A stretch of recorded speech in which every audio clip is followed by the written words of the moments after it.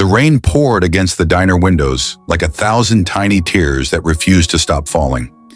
Inside, the dim yellow lights reflected off chrome tables and half-empty ketchup bottles. It was the kind of place where no one stayed long, where loneliness clung to every seat like a silent ghost. And in that corner booth, near the window streaked with rain, sat a man who had forgotten what warmth felt like. Daniel Turner, 38, had been coming to this diner for 3 months, every night at exactly 7. He'd order the same thing: black coffee, scrambled eggs, and toast. He didn't eat because he was hungry. He ate because it was the only thing that still felt like routine, something that kept him from completely falling apart. His wedding ring was gone, his apartment was half empty, and his heart, well, that was buried somewhere under the rubble of loss he didn't know how to escape from. His wife, Claire, had passed away in a car accident last winter, and since that night, Daniel's world had dimmed to gray. He'd stopped believing in fate, in kindness, even in people. Every smile felt rehearsed, every kindness temporary. He sat in silence, listening to the clinking plates, the distant hum of an old jukebox, and the sound of rain that reminded him too much of the night everything ended. Before we go further, if you believe in kindness, second chances, and the beauty of unexpected connections, please like, comment, share, and subscribe to our channel. Your support helps us keep spreading stories that touch hearts. That night was no different until it was. The door to the diner swung open, letting in a sharp gust of cold air and the sound of heavy rain. A young woman stumbled in, soaked to the bone, holding a small boy in her arms. The child, maybe 6 or 7 years old, had a thin frame and tired eyes that spoke of too many nights without comfort. The mother's hair was wet, sticking to her cheeks, and her coat was torn at the sleeve. She looked around, desperate, like someone trying to find a small island in a storm. Daniel looked up briefly, uninterested, until he saw the boy. The kid clung to his mother's neck, whispering something, his lips pale. They walked to the counter, and the woman spoke softly to the waitress. Daniel didn't mean to overhear, but the diner was quiet enough that her trembling voice carried through the air. "Please, can I get just a bowl of soup for my son? I'll pay you tomorrow. We've been walking for hours." The waitress, a woman who had seen all kinds of stories in this diner, frowned apologetically. "I'm sorry, ma'am. I can't give food on credit. It's policy." The mother's face fell. She looked at her son, who now buried his face in her shoulder, shivering.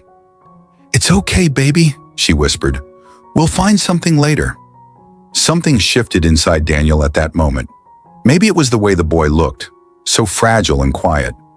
Maybe it was the tone of the woman's voice, full of exhaustion but holding on to dignity. Or maybe it was the ghost of his late wife whispering somewhere in his conscience, reminding him who he used to be. Without thinking, he stood up. His chair scraped the floor, making everyone glance at him. He walked to the counter, pulled out his wallet, and said simply, "Add whatever they want to my bill." The woman turned to him, startled. "No, please, you don't have to." He met her eyes for the first time. They were tired, but not defeated. "It's fine," he said, "and sit down." "He's hungry." Her lips trembled as she nodded, and the waitress gestured to a nearby booth.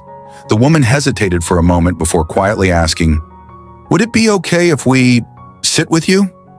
My son doesn't like being alone." Daniel blinked, taken aback. He had spent months avoiding company, building walls no one could climb. Yet here she was, polite, sincere, and cold from the rain, asking to share his table. He hesitated, but the small boy's eyes looked up at him, wide and full of innocence. "Sure," Daniel said quietly. "Have a seat." They sat down across from him. The woman wrapped her arms around her son, trying to warm him. "Thank you," she murmured. "I'm Emily. And this is Noah." Daniel nodded, still unsure what to say. He wasn't used to talking anymore. But when the food came, 2 bowls of soup and warm bread, he found himself watching them. The way Noah's small hands held the spoon carefully, the joy in his eyes when he tasted something hot, the relief in Emily's smile. It was a scene Daniel didn't realize he'd missed so much. For the first time in months, he felt something stir inside him. Not just pity, but life. Emily explained between quiet sips that she and her son had been evicted from their apartment after she lost her job. They'd been staying at a shelter, but it was overcrowded. Tonight, she had nowhere else to go. She wasn't asking for help, just a moment to rest and feed her child. Daniel listened, really listened. Her voice carried the kind of strength that comes from surviving when everything's been stripped away. And when she laughed softly at something her son said, Daniel realized how long it had been since he'd heard laughter that wasn't forced. Hours passed like minutes. The rain outside slowed and the diner grew quiet. Noah, full and warm, fell asleep with his head in his mother's lap. Emily's eyes softened as she looked at him. "He's all I have," she whispered, "and every day I'm scared I'll fail him." Daniel's chest tightened. He remembered saying almost the same words to his wife before their daughter was born, before the accident that took both of them. For a moment, the pain returned like a wave. But instead of drowning in it, he looked at Emily and said gently, "You're not failing him. You're here. You're fighting. That's what matters." Emily looked at him, her eyes glistening.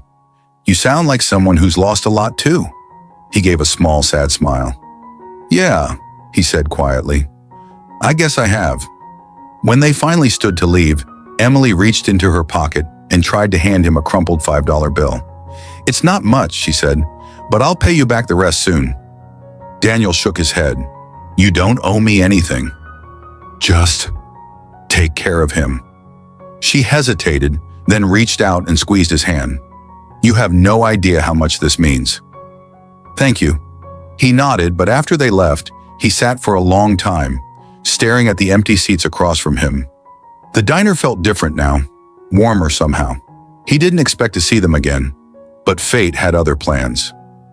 The next morning, as Daniel left for work, he saw Emily and Noah sitting outside a small library across the street. She was reading to him from an old children's book. He stopped. Something told him not to just walk away, so he crossed the street. "Hey," he said softly. "You two doing okay?" Emily looked up, surprised, then smiled faintly. "We're fine. We just needed somewhere dry to wait." Daniel hesitated before asking, "Have you found somewhere to stay?" She shook her head. "Not yet. The shelter said maybe next week." He thought for a long moment. Then, without planning to, he said, "I've got a spare room. It's not much, but it's warm. You can stay until you find something." Emily's eyes widened. "We couldn't possibly." "It's fine," Daniel said. "No strings. Just a safe place." She looked at him for a long moment before nodding, tears welling up. "Thank you." Over the next few weeks, something remarkable happened. Daniel's house, once silent and cold, began to fill with life again. Noah's laughter echoed through the halls. Emily cooked breakfast every morning, insisting it was her way of saying thank you. And slowly, piece by piece, Daniel began to feel like himself again. He told her about Claire, how he'd lost her, how he'd stopped living after she was gone. Emily listened, her eyes full of empathy. She told him about her struggles, her dreams of becoming a nurse, and how she'd been too scared to hope anymore. Together, they found healing in small moments: the smell of pancakes, the sound of a child's laughter, the quiet comfort of shared loss. Months later, one evening, Daniel came home to find Noah sitting at the dining table, drawing with crayons. The picture showed 3 people holding hands under a bright sun. "That's you, me, and Mommy," Noah said proudly. "We're a family now." Daniel's throat tightened. He looked at Emily, who stood by the stove, smiling shyly. Something inside him, something long buried, came alive again. That night, as they all sat together eating dinner, Daniel realized that sometimes the people meant to heal us arrive when we least expect them. On a rainy night in a quiet diner, when all we wanted was to eat alone. If this story touched your heart, please like, share, and subscribe. Your engagement helps us continue creating stories that remind the world that kindness still exists. Special request: tell us in the comments below, what's the kindest thing a stranger has ever done for you? Your story might inspire someone today, because sometimes a single act of compassion doesn't just feed the hungry, it saves a soul that had forgotten how to live.